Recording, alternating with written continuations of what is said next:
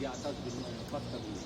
Oke, setelah Paus Abraham itu diminta untuk membuktikan kebenaran ayat Alkitab dalam Injil Matius, jika kamu punya iman sebesar biji sawit, maka di dalam hati, maka bisa berkata kepada gunung itu pindah dari tempat ke tempat, maka gunung itu akan ini mujizat sudah terjadi. Dan nama gunung Muqattam ini dalam bahasa Arab adalah gunung yang tergeser, yang terangkat.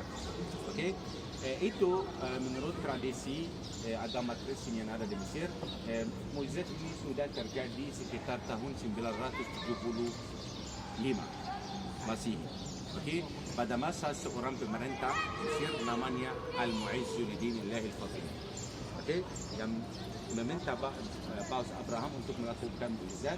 Menurut cerita itu mereka semua datang ke atas gunung Al-Muqattam yang pernah ada di arah lain, pindah ke sini, ya, dari tempatnya yang lain, pindah ke sini, dan mereka di atas gunung mereka berdoa dan menangis dan dengan mengucapkan, ya Tuhan kasihanlah sebanyak 3 kali Paus Abraham itu serta imam-imam mereka dan semua umat Kristen yang berdoa kepada Tuhan untuk membuat mukjizat itu. Mereka membuat tanda salib di atas gunung Al-Muqattam. Lalu gunung ini pindah dari tempatnya ke tempat yang ini. Gereja ini merupakan salah satu gereja yang membuktikan kebenaran dalam atau iman dalam hati orang-orang Kristen yang pernah yang tadi kita lihat rumah-rumah mereka sebagai tempat umum sampah. Mereka yang membuat gereja ini, mereka yang membangun gereja ini sekitar tahun 1971. Oke, gereja ini dikenal juga dengan gereja gua karena ini sudah dibahas di dalam gua atau di dalam gunung Al-Muqattam. Oke, Abuna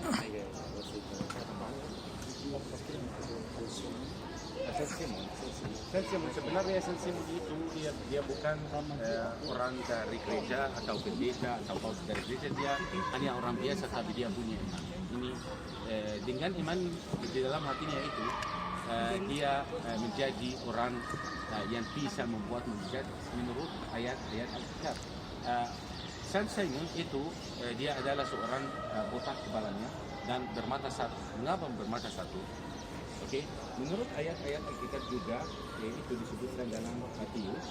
Oke, jika ada atau jika matamu yang kanan itu menyesatkanmu, ini lebih baik congkellah dan buanglah daripada tubuhmu dengan utuh ditaruh di dalam neraka. Oke, ini yang dibuat oleh Saint-Simon. Dia adalah seorang yang kerja sebagai shoemaker atau penyamat kulit. Ini kerajinan utama untuk orang-orang Kristen yang kerja di sini. Dia juga dikenal dengan nama orang yang membawa air. Mengapa dia membawa air atau wadah air ini untuk memberi air itu untuk orang miskin? Oke, sampai tahun 1999